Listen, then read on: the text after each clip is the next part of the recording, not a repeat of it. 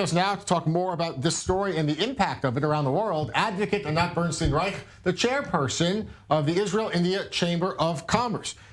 Thank you, Anat, for being with me. It seems like this boils down to new laws that eliminate the middleman, allow produce farmers to sell directly to customers. Is that a bad thing?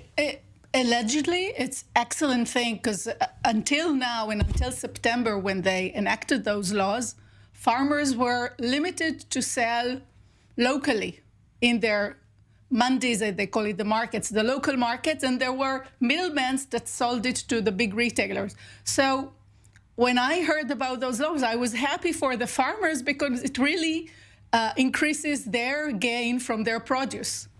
Apparently, the farmers are not happy with those laws, and one should really read it really carefully to understand what's their agitation.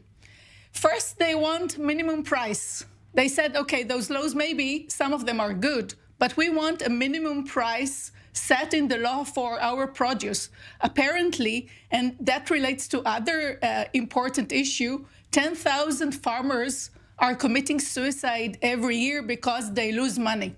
So they say, give us a minimum so we know that we have what we need to cover our expenses.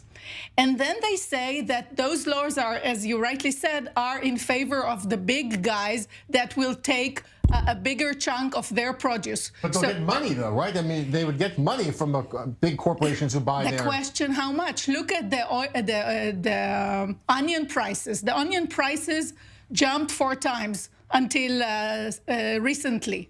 They didn't get 4 times what they usually get, okay? They got their small fees on a kilogram of onion. So they're saying, give us a minimum that we need and protect us from the biggies because your rules, your acts don't protect us. That's why they are now all over Delhi, covering Delhi from 4 sides and really protesting and intend to stay there. It's been going on for many weeks already. I want to ask perhaps about an impact here in Israel. In recent years, Israel and India really have strengthened trade ties, everything from water conservation, technology, agricultural tech.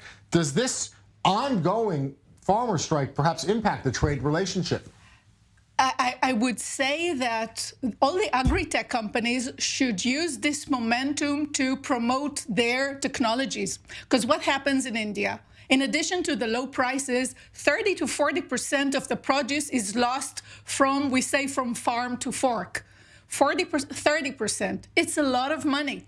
And it happens because they don't have storage, called a supply chain. The shelf life is very limited. So are there Israeli companies, Israeli firms that are helping? Israeli companies have the technology. We have precision agriculture. We have storage solutions. We have cold supply, and et cetera, et cetera. Now is the time to come to India. And we already have almost 30 excellence centers that the Moshav foreign ministry is doing, but it's not enough. Is it make it more difficult? This has been going on for nearly 100 days now. Is it more difficult to have those connections as the strike goes on and on and on?